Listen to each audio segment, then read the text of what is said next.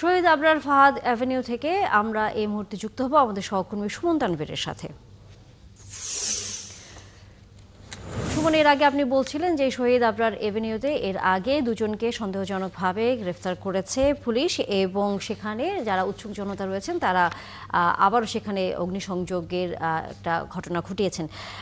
এর পাশাপাশি আইনশৃঙ্খলা বাহিনীর তৎপরতা কেমন দেখছেন? কারণ বেলা যত আসলে গড়াচ্ছে আমরা দেখছি অন্যান্য রাজধানীর এলাকাগুলোতে স্বাভাবিক হয়ে আসছে সাধারণ মানুষের জীবন। আপনার সেখানের কি অবস্থা?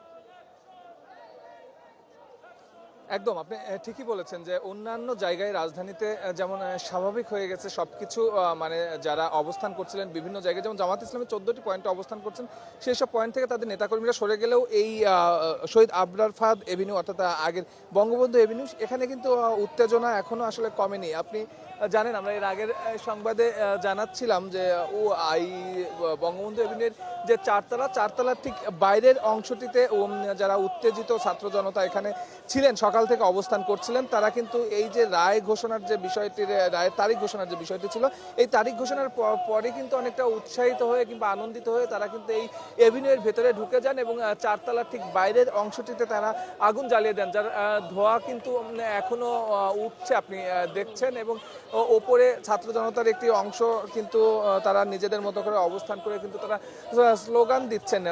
উপরের এই অবস্থা যেমন আপনি দেখছেন, ঠিক বাইরের অবস্থাতেও কিন্তু খুব বেশি পার্থক্য নয়, যদিও সকাল থেকে যারা ছাত্র জনতা আছে কিংবা ইসলামী ছাত্র শিবির আছে তাদের যারা সদস্য আছে তাদের উপস্থিতি অনেক বেশি ছিল, সেই সংখ্যাটি এখন অনেকটা কমে গেছে, কিন্তু তারা তাদের অবস্থান কিন্তু এখনো ধরে রেখেছেন। এবং কিছু অংশ অর্থাৎ কিছু যারা নেতাকর্মী আছেন তারা কিন্তু সকাল থেকেই আমরা দেখছি যে ক্রিকেটের ব্যাট বল নিয়ে এই স্থানে এসেছেন এবং তারা তাদের মতো করে খেলাধুলা করছেন, সেই খেলাধুলা তারা এখনো কন্টিনিউ করছেন। এবং আমরা যখন তাদের বলছিলাম যে আসলে তারা তাদের অবস্থান এখান থেকে কখন যাবেন, তারা কিন্তু আমাদের জানাচ্ছেন যে তারা প্রায় সন্ধ্যা পর্যন্ত এখানে থাকবেন। এবং এর আগে যে নেতাকর্মীগুলো এখানে অবস্থান করছিলেন তারাও কিন্তু জানিয়েছিলেন যে আসলে কেন্দ্রীয় নির্দেশনা অনুযায়ী তারা এখানে অবস্থান নিয়েছেন এবং তারা এই অবস্থান ধরে রাখবেন।